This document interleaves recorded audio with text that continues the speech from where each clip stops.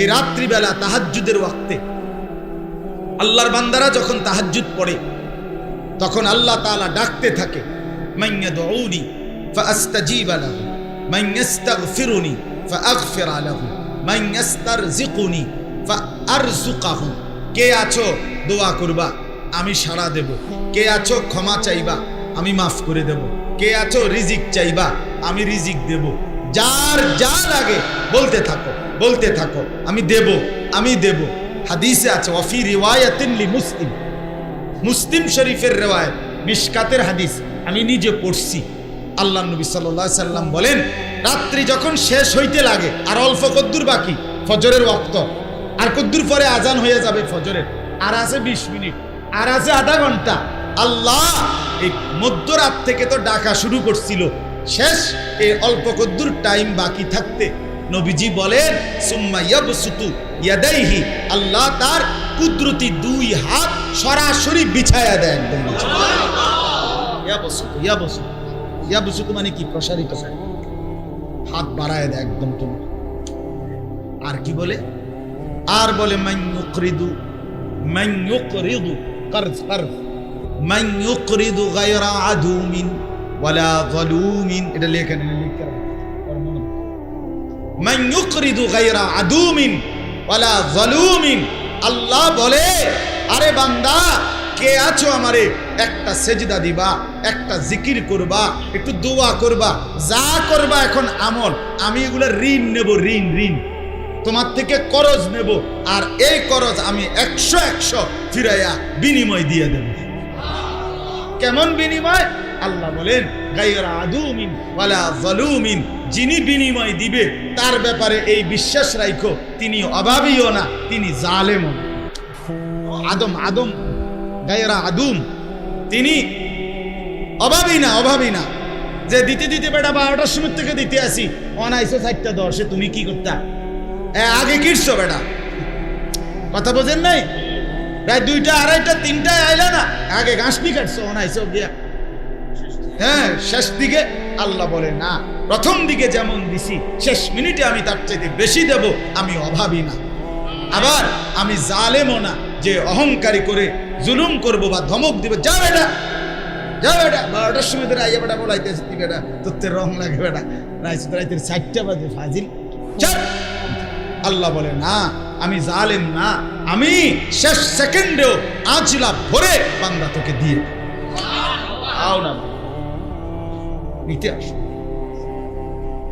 হ্যাঁ, আজ জুমার রাত, তাহাজ্জুদের পাবন্দ হন, রাত্রিবেলা জাগেন, রাত্রিবেলা জাগেন।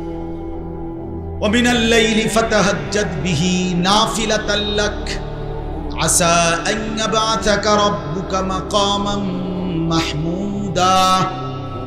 রব্বুল আলামিন বলেন, বন্ধু, রাত্রিবেলা কোরআনুল কারীমের তিলাওয়াতের সাথে আপনি রাত্রি তাহাজ্জুদ পড়েন। ফাতাহাজ্জাদ, নবীজি কি বলছেন? বিনিময়ে। আচ্ছা, মজার কথা শুনতেছেন আপনারা? নবীজিকে আল্লাহ কি কয় শুনেন। তাহাজ্জুদ পড়লেন, নবীরে কি দিব আগে হেডা আপনি চান খাড়েনি, এবার আপনি বুঝবেন আপনারে কি দিব। নবীজিকে আল্লাহ বলছে, বন্ধু, হাসরের ময়দানে রাসূলুল্লাহ সাল্লাল্লাহু আলাইহি ওয়াসাল্লাম বলছেন, আপনারা জানেন এই হাদিস, হাসরের ময়দানে কোটি কোটি মানুষ সবাই যখন পেরেশান আর অস্থির হবে, খুঁজবে একজন কাকে, যে কে আল্লাহর কাছে একটু সুপারিশ করবে, যে আল্লাহ বিচারের কাজটা কমপক্ষে শুরু করেন, যাই করেন করেন, একটা কিছু শুরু করেন, দাঁড়াইয়ে তো রয়েছে। তো আদম থেকে নিয়ে ঈসা নবী পর্যন্ত সমস্ত নবীর কাছে সমস্ত উম্মত ছুটে ছুটে যাবে, প্রত্যেক নবীকে বলবে আল্লাহর কাছে একটু সুপারিশ করেন।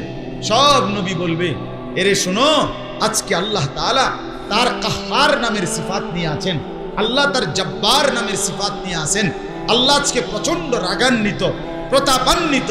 এমন মনিবের সামনে আজ কথা বলতে আমার কলিজা কাঁপে, আমি পারবো না, আজকে তোমরা অন্যের কাছে যাও। এভাবে সব নবী ফেরত দিবে। যেতে যেতে ঈসা আলাইহিস সালামের কাছে যখন আসবে, তখন ঈসা নবী বলবে সবাইকে, সব উম্মত শোনো, আজ কারো কাছে গিয়ে লাভ নাই। যদি কেউ আজকে আল্লাহর এই প্রবল প্রতাপের সামনে আজ যদি কেউ কথা বলার সাহস রাখে তো সে একজনই, আখিরি বন্ধু মুহাম্মদ সাল্লাল্লাহু আলাইহি ওয়াসাল্লাম। আজ শুধু তিনিই কথা বলতে পারবেন। গেলে ওনার কাছে যাও, এদিক সেদিক ঘোরাঘুরি করুন। সব উম্মত আল্লাহ নবী সাল্লাল্লাহু আলাইহি সাল্লাম নবীজির কাছে আসবেন, এসে বলবেন আপনি মাওলার কাছে সুপারিশ করেন, আল্লাহর কাছে সুপারিশ করেন যে হাসরের বিচারের কাজটা যেন শুরু করে, আল্লাহ তাআলা যেন তার বিচার শুরু করেন। আল্লাহ নবী সাল্লাল্লাহু আলাইহি সাল্লাম বললেন, হ্যাঁ আমি বলবো আনা আউয়ালু খাতীবুহুম ইদা উনসিতু। সব মানুষ যখন হাসরের ময়দানে চুপ থাকবে, নবীজির হাদিসে আছে, নবীজি বলছেন আমি প্রথম কথা বলবো। আনা আউয়ালু শাফিঈন, আমি প্রথম সুপারিশকারী। আনা আউয়ালু মুশাফফাঈন, আমার সুপারিশই আল্লাহ প্রথম গ্রহণ করবেন। তো আল্লাহ নবী বলবেন ঠিক আছে, অপেক্ষা করো, আমি আমার আল্লাহর কাছে সুপারিশ করব, তবে আগে অনুমতি চাইতে হবে। মানে সুপারিশেরও কি নিতে হইব? অনুমতি। এই সুপারিশের অনুমতির জন্য নবীজি একটা নির্দিষ্ট জায়গায় যাবেন। এই জায়গাটা হাসরের ময়দানে আল্লাহ তাআলা আল্লাহর আরশের নিচে আমাদের প্রিয় নবী সাল্লাল্লাহু আলাইহি সাল্লামের জন্য স্পেশাল আলাদাভাবে আল্লাহ নির্ধারণ করে রেখেছে। এই জায়গাটার নাম হলো মাকামে মাহমুদ। কি নাম? মাকামে মাহমুদ। এটা আল্লাহর নবীর জন্য, আমাদের নবীর জন্য আল্লাহ তাআলার স্পেশাল বরাদ্দকৃত হাসরের মাঠের জায়গা। নবীজি ওইখানে নবীজি দাঁড়াবেন, ওইখানে যাবেন। আপনারা আরো সহজে বুঝবেন, আজানের দোয়ার মধ্যে আপনারা যে পড়েন এইটা আর কি, ওয়াবাআসহু মাকামাম মাহমুদান আল্লাযী ওয়া'আদতা। এই যে মাকামাম মাহমুদ, এইটাই নবীজি উম্মতকে বলে গেছে কিয়ামত পর্যন্ত উম্মত বলিও আল্লাহর কাছে আজানের প্রত্যেকবার আজানের পরে পরে আমারে যেন আল্লাহ মাকামে মাহমুদটা দেয়, ওই জায়গাটা যেন আমারে দেয় ঠিক মতো। দিলে কাম হইব, তোমাকেও কাম হইব। কারণ হেনে গিয়ে যদি আমি কইতারি ঠিক মতো, তো তোমাদের জন্য সুপারিশ কামিয়া। জায়গাটা যেন ঠিক মতো পাই, দোয়া করো তুমি। তো আল্লাহ তাআলা সেই মাকামে মাহমুদ নামক জায়গা আল্লাহ নবী সাল্লাল্লাহু আলাইহি সাল্লামের জন্য দান করবেন, নির্ধারণ করে রাখছেন। নবীজি সেখানে গিয়ে দাঁড়ানো থেকে বসবেন এবং সেজদা দিবেন। নবীজি সাল্লাল্লাহু আলাইহি সাল্লাম এই সেজদা দিয়েই নবী অঝরে কাঁদতে শুরু করবেন, চোখের পানি ফেলবেন আর আল্লাহর প্রশংসায় কতগুলো, কোনো কথা নাই, শুধু প্রশংসার বাক্য বলবেন। আমরা যেমন সুবহানাল্লাহ কার প্রশংসা, আলহামদুলিল্লাহ কার প্রশংসা, আল্লাহু আকবার কার প্রশংসা, লা ইলাহা ইল্লাল্লাহ কার প্রশংসা, এরকম কতগুলো অনবরত তাসবিহ আল্লাহর প্রশংসার বাক্য নবী নিজে পড়তে থাকবে। উদ্দেশ্য তো কি? নবীও জানে, আল্লাহও জানে না যে উদ্দেশ্য হলো আমনে কোন আমারে যে আমি কথা বলার অনুমতি দেন। এই অনুমতি চাওয়ার জন্য সেজদা দিবেন এবং এই প্রশংসার বাক্যগুলো নবীজি সেজদার মধ্যে রেখে পড়বেন।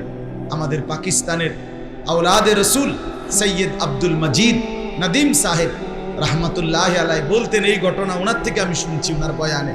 উনি বলছেন যে আল্লাহ তাআলা যখন দেখবেন মাকামে মাহমুদের সেই বরকতময় জায়গায় নবীজি সেজদা দিছে, চোখের পানি ফেলতেছে আর আল্লাহর প্রশংসার বাক্য বলতেছে কাকুতি মিনতি করে, তো আল্লাহ তাআলা বলবেন সেজদা ভি মঞ্জুর, आंसू भी मंजूर, आजिज़ी भी मंजूर, तवाज़ु भी मंजूर। दोस्तों, আপনার সেজদাও গ্রহণ করলাম, আপনার চোখের পানিও গ্রহণ করলাম, আপনার অনুনয় বিনয় কাকুতি মিনতি তাওয়াজু এটাও গ্রহণ। সেজদা भी मंजूर, आंसू भी मंजूर, आजिज़ी भी मंजूर, तवाज़ु भी मंजूर। इरफा रासाक। এরপরে আল্লাহ বলবেন বন্ধু মাথা তোলেন, আপনি উঠেন বন্ধু সেজদা থেকে, মাথা উঠান। সাল তুতা, আপনি চান আমি দেব। ইশফা তুশাফা, আপনি সুপারিশ করেন আমি গ্রহণ করব। কোন কি কইতে চাইছেন কোন? তো নবীজি বলল। এখন আমার বলার উদ্দেশ্য হলো তাহাজ্জুদের বরকত বল। আল্লাহ তাআলা নবীকে বলছে সূরা বনী ইসরাঈলে, বন্ধু তাহাজ্জুদ নামাজ পড়ার বরকতে ওই যে মাকামে মাহমুদ যেখানে দাঁড়াইয়া আপনি সেজদা দিয়া সুপারিশ করবেন, ওই যে জায়গাটা হাসরের ময়দানে, এই বরাদ্দকৃত জায়গাটা আমি আল্লাহ ওয়াদা দিলাম তাহাজ্জুদ পড়ার বরকতে আমি আপনাকে দান করব। আসা আন ইয়াবআসাকা রাব্বুকা মাকামান মাহমুদা। আল্লাহ বলে, বন্ধু রাত্রি গভীরে কোরআন তিলাওয়াতের সাথে লম্বা লম্বা কোরআন পড়তে পড়তে তাহাজ্জুদ করেন, বিনিময়ে আমি আল্লাহ ওয়াদা দিলাম আপনি বন্ধুকে আপনার জন্য নির্ধারিত মাকামে মাহমুদ দান করব। এবার যদি বলি বন্ধু, আল্লাহকে যদি বলি আল্লাহ বন্ধুকে তো দিবেন মাকামে মাহমুদ, বন্ধুর উম্মতকে কি দিবেন বলেন? তাহাজ্জুদ করলে মনে করে নিয়ত করলাম পড়ব, কোনটা নিয়ত করি? এখন আল্লাহকে আগে জেনে নেন, মালিককে বলেন বন্ধু রব্বুল আলামিন আপনি বন্ধুর উম্মতকে কি দিবেন কোন?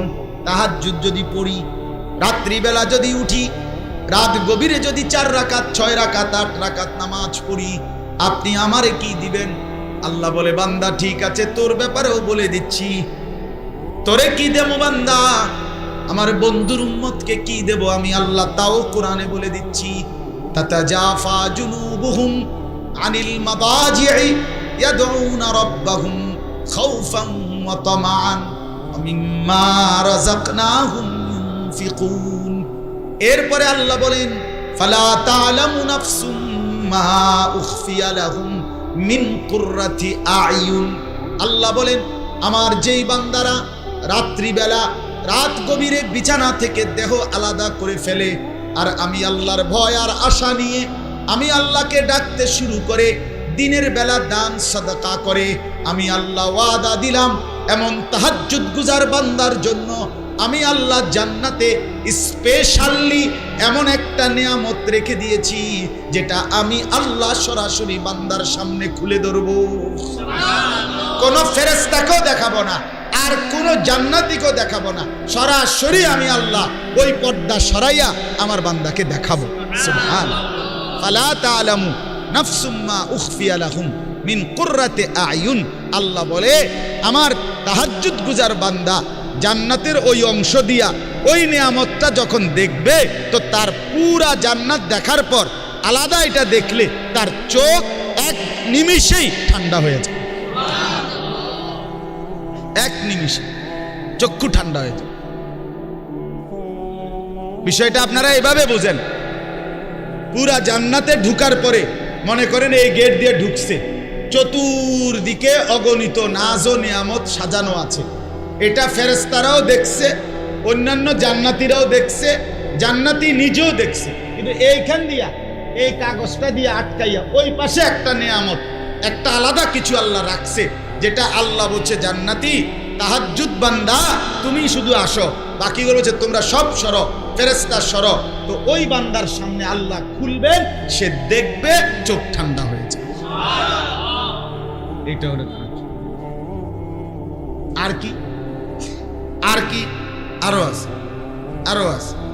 আরেকটা মজার আছে, যেটা আমার শায়েখ পড়ছিলেন একদিন, আরিফ বিল্লাহ হাকিমুন নাফস আল্লামা মুফতি মুশতাকুন নবী কাসেমি হুজুর একদিন পড়ছিলেন সূরা জারিয়াতের মধ্যে।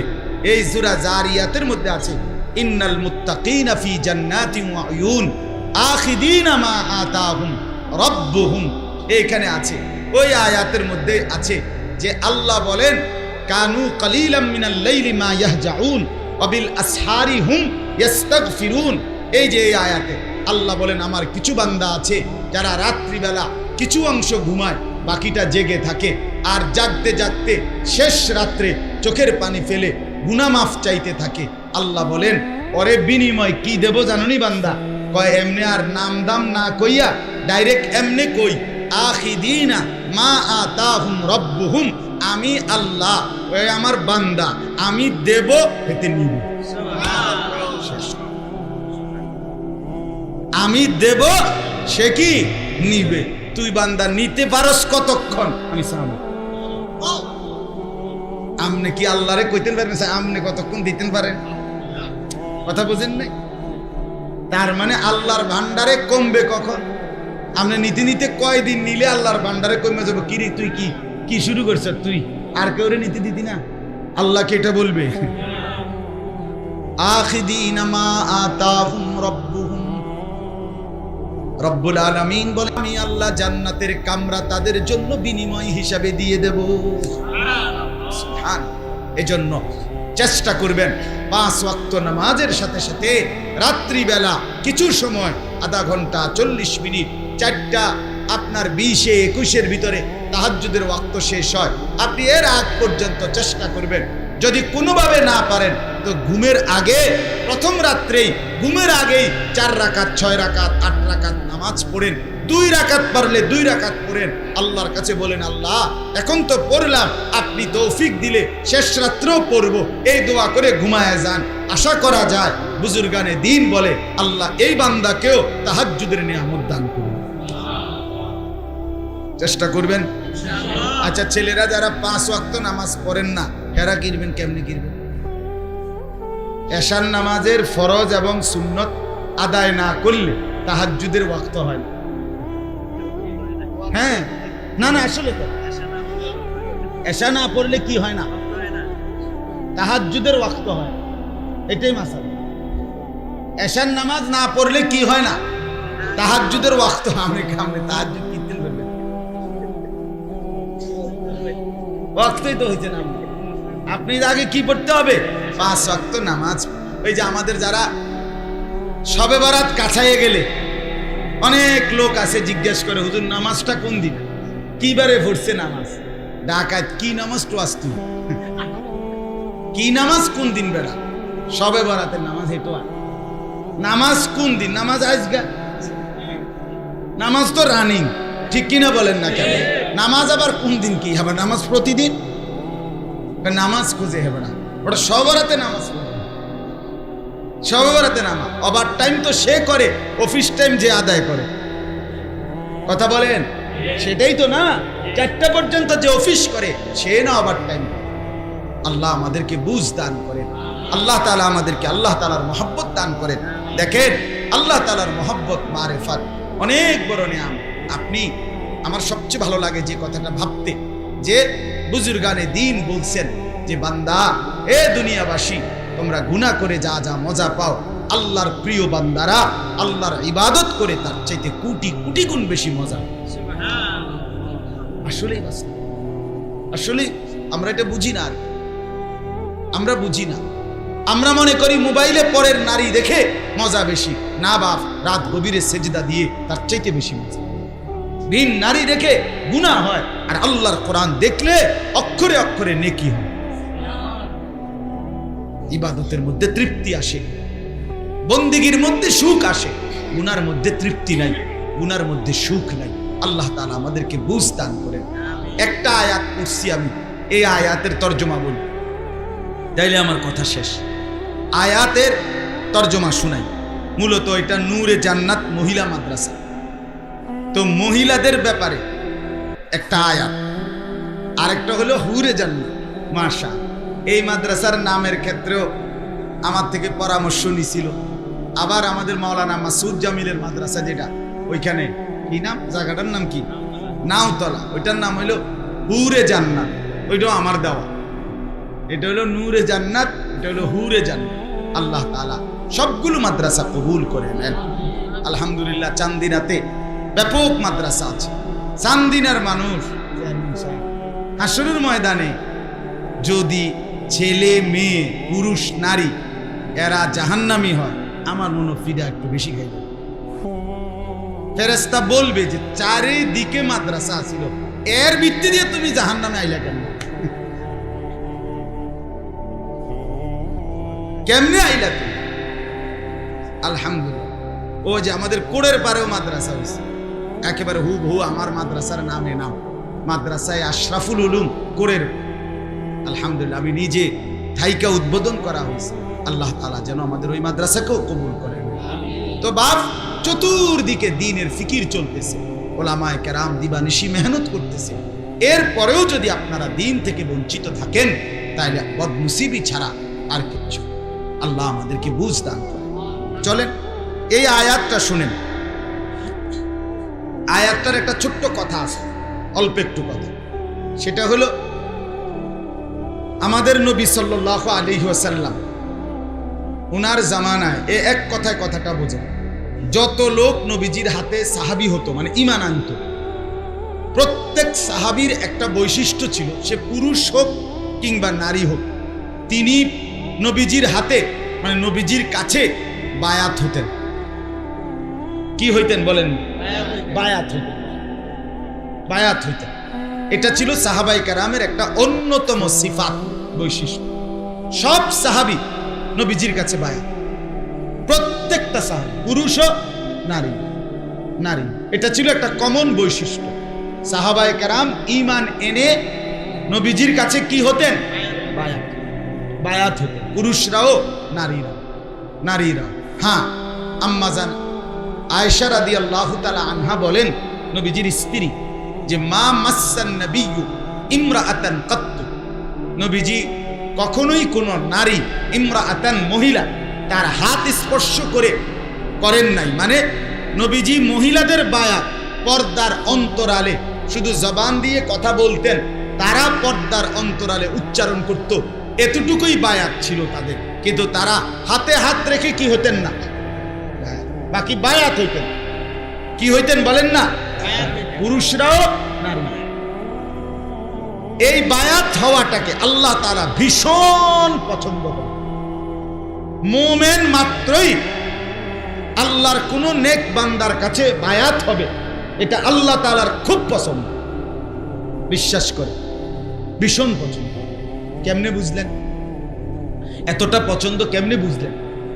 এটা কোরআনুল কারীমের একটা সূরা আছে, সূরা ফাতহ, ইন্না ফাতাহনা লাকা ফাতহান মুবিন। ওই ছেলেরা, এই বেটা, তোমরা ওইদিকে যাও, নিচে যাও, নিচে যাও, এখানে মোবাইল টিপো না, যাও বেটা, নিচে যাও।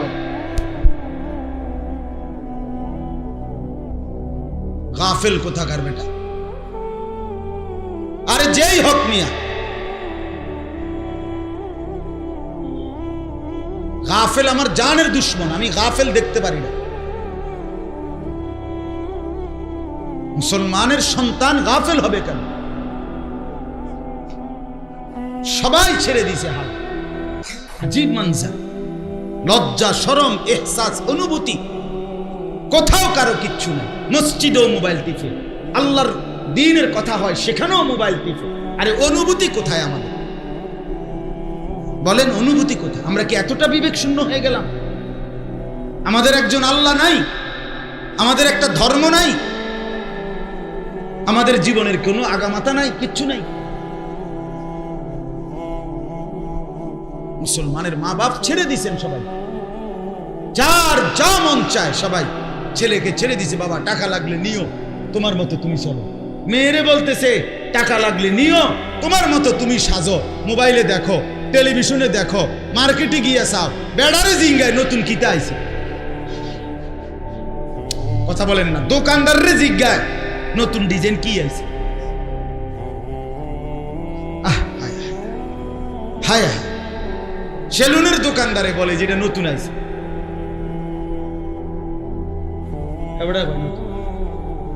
আমরা মুসলমান, আমাদের আত্মমর্যাদা আছে, আমাদের ধর্ম, আমাদের ইসলাম।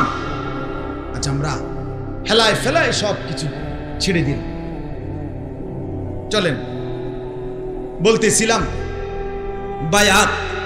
তো এই সূরার মধ্যে আছে নবী সাল্লাল্লাহু আলাইহি ওয়াসাল্লামের 1400 সাহাবী একসাথে নবীজির সাথে মদিনা থেকে উমরা করার জন্য মক্কায় রওনা দিছিলেন 6ষ্ঠ হিজরি। তো পথিমধ্যে হুদাইবিয়া নামক জায়গার মধ্যে ওনারা সকলেই বাধাপ্রাপ্ত হয়েছেন। সাহাবায়ে কেরাম আল্লাহর নবীর হাতে ওইখানে বায়াত হয়েছিলেন, জিহাদের বায়াত, যে আমরা আমাদের জীবন থাকতে ফিরব না, আমরা আল্লাহর রাস্তায় জান দেব প্রয়োজনে, কিন্তু আমরা ফিরব না এলাকা, আমরা ঢুকবই ভিতরে। তো এই যে বায়াত হয়েছেন, বায়াত নবীজির কাছে, আল্লাহ তাআলা কোরআন কারীমে এই বায়াতের প্রশংসা করছেন। আল্লাহ নিজে, আল্লাহ নবীকে বলছে,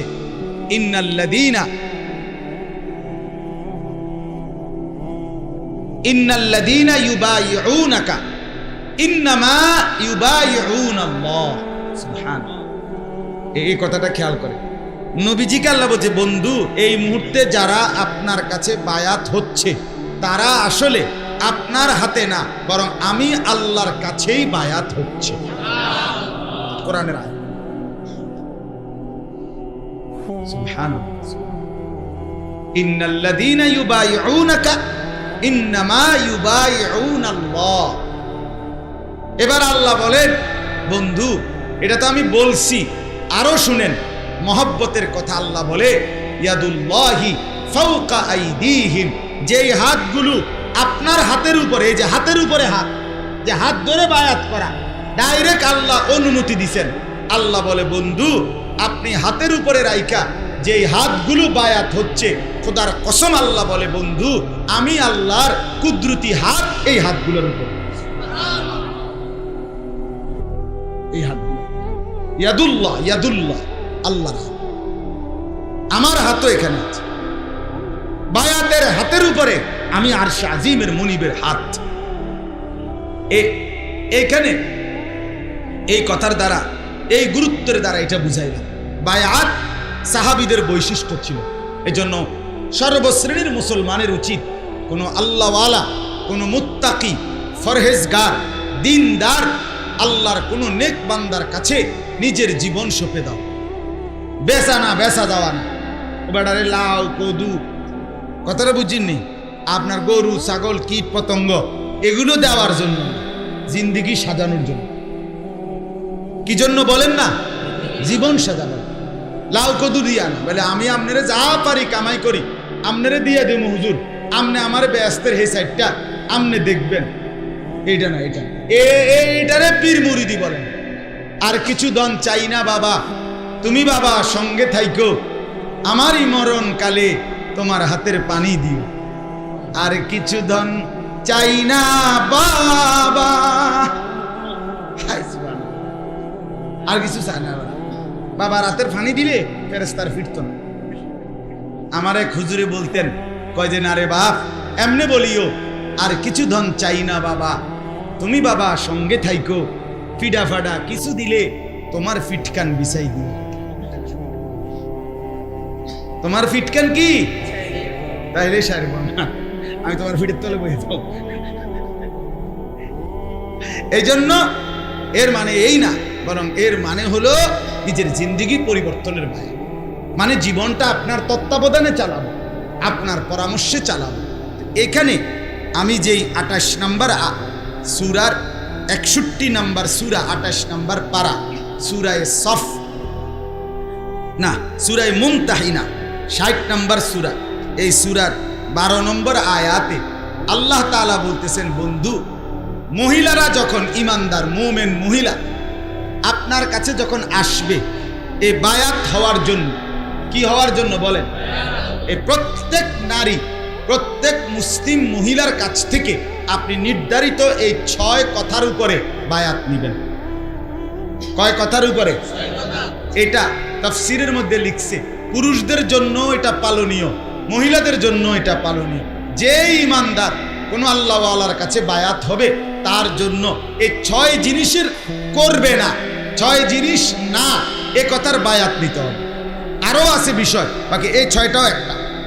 কি কি দেখেন, আল্লাহ তাআলা বলেন, ইয়া আইয়ুহান নাবিয়্যু, হে নবী আমার, ইদা জাআকাল মুমিনাতু, যখন আপনার কাছে মুমিন নারীগণ আসবে, ইউবাইনাকা, আপনার কাছে বায়াত হওয়ার জন্য, তো আপনি কি করবেন? আপনি 6 কথার উপরে বায়াত করবেন। কয় কথার উপরে? আলা আল্লাহ ইউশরিকনা বিল্লাহি শাইআন। 1 নাম্বার, আপনি এ কথার বায়াত নেবেন যে এ কথার উপরে বায়াত করো যে আল্লাহর সাথে কোনো কিছুকেই শরীক করবে, শিরিক মুক্ত ঈমান। তাহলে 1 নাম্বার কি? আল্লাহর সাথে কি করবে না। 2 নাম্বার, ওয়ালা ইয়াসরিকনা, 2 নাম্বার শপথ করো। আল্লাহ তাআলা বলেন আপনি শপথ নিবেন, বায়াত করাবেন যে এই কথার উপরে, ওয়ালা ইয়াসরিকনা, যে চুরি করবেন। কি করবে না বলেন? চুরি করবে। নারীদের জন্য এটা গুরুত্ব। কোন নারী তার স্বামীর সম্পদ তার স্বামীর ঘরের আসবাবপত্র, স্বামীর মালামাল, স্বামীর যা কিছু স্বামীর অনুমতি ছাড়া অন্যকে দেওয়া, এটা চুরির অন্তর্ভুক্ত। চুরির অন্তর্ভুক্ত। হ্যাঁ, আমরা ঘরে হেবড়া না, না আপনার ঘরে হেবড়া হলে কি? আপনার ঘরের হেবড়া হলে কি? নারীদের জন্য এটা গুরুত্বপূর্ণ, চুরি করবেন পুরুষদের জন্য। 3 নাম্বার, ওয়ালা ইয়াজনিনা, এ কথার বায়াত করেন যে জিনা করবে না। কি করবে না? জিনা করবে, ব্যভিচার করবে না, নিজের ইজ্জত নষ্ট করবে না, নিজের আব্রু নষ্ট করবে।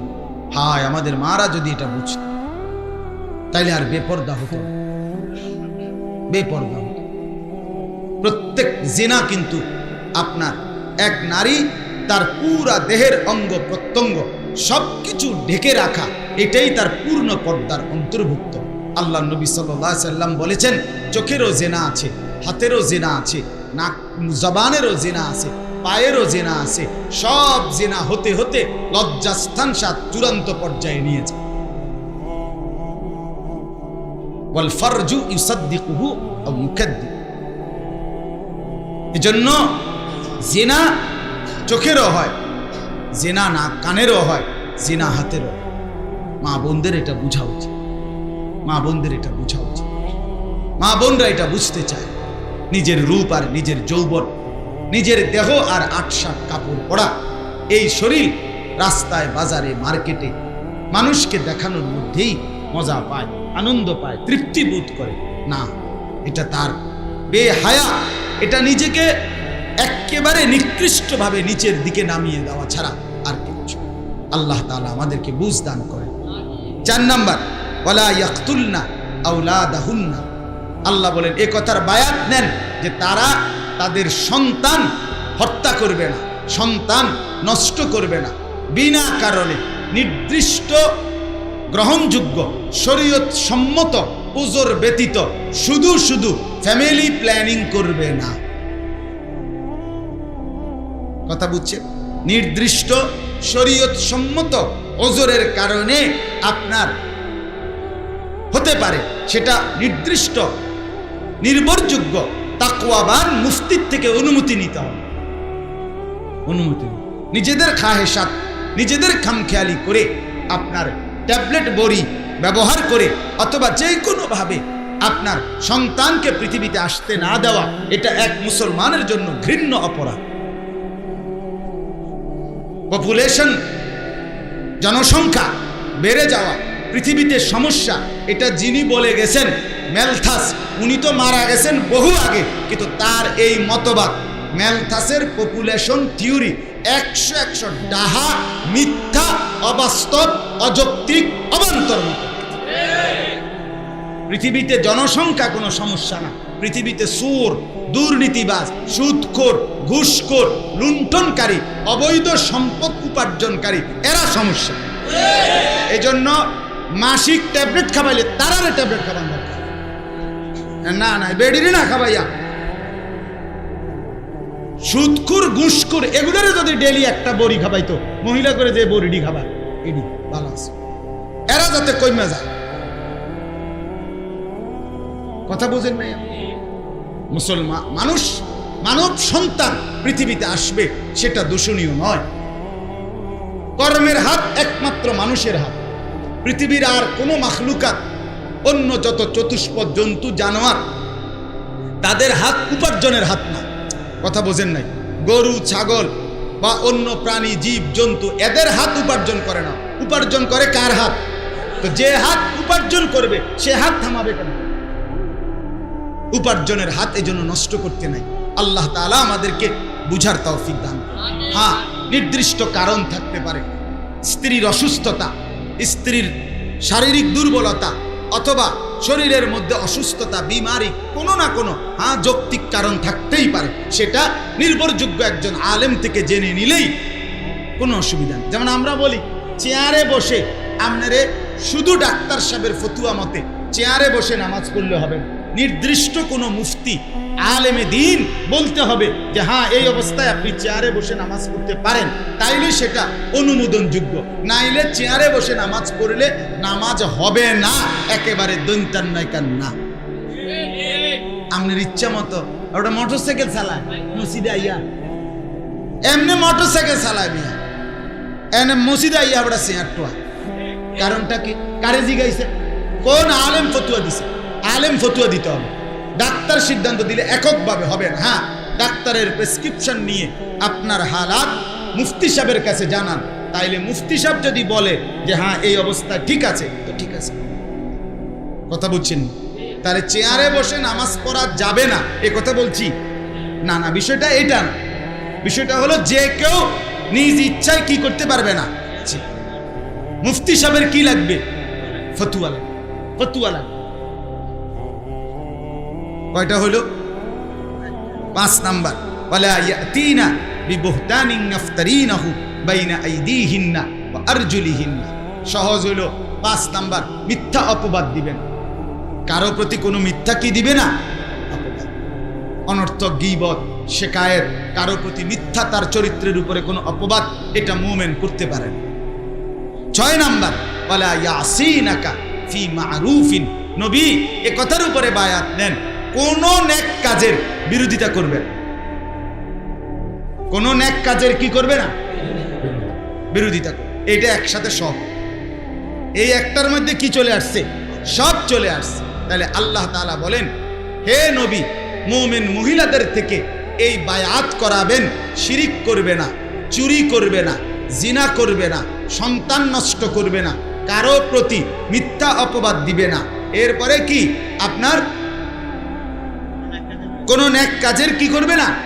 বিরোধিতা। আল্লাহ তাআলা বলেন, চমৎকার শেষ কথাটা শুনেন, ফাবাইহুন্না ওয়াস্তাগফির লাহুন্নাল্লাহ। বন্ধু, কোন মুমিন নারী কিংবা পুরুষ কেউ যদি আপনার কাছে এই কথাগুলোর উপরে বায়াত করে, তো আপনি তাদের বায়াত করাইয়া ওয়াস্তাগফির লাহুন্নাল্লাহ, তাদের জন্য আমি আল্লাহর কাছে আপনার 2টা পবিত্র হাত দিয়া কদ্দুর ক্ষমা প্রার্থনা করেন, আপনি কদ্দুর দোয়া করেন, আপনার হাতটা দেখলে আমি আর ফেরাবো না। ইন্নাল্লাহা গফুরুর রহিম, আমি তো খুব মাফ করতে চাই, খুব দয়া করতে চাই। আপনার হাত দেখলে বন্ধু আমি ফেরাবো কেন? ফেরাবো কেন? আজকে আপনাদের কাছে এই কথাটাও জরুরি অংশ। আপনার আল্লাহ ওয়ালাদের সোহবতে, সান্নিধ্যে, আল্লাহর প্রিয় বান্দাদের সাথে সম্পর্ক নিয়ে জীবনটা কাটাবেন এবং এই শিরিক মুক্ত ঈমান, চুরি থেকে মুক্ত থাকা, জিনা ব্যভিচার না হওয়া, এরপরে সন্তানকে হত্যা না করা, মিথ্যা অপবাদ না দেওয়া, নেক কাজের বিরোধিতা না করা, এই মানসিকতা, এই ঈমান, এই আখিরাতের প্রেরণা নিয়ে জীবন কাটাবার চেষ্টা করবেন। বলেন ইনশাআল্লাহ। নূরে জান্নাত মহিলা মাদ্রাসা, আমার প্রিয় ভাই মাওলানা ইয়াসিন জাফরি, দেখেন আমার একটা ছোট্ট কথা শুনুন। এই বেচারা একটু ছটফট কম, খুব বেশি হুলস্থুল ছটফট করতে পারে।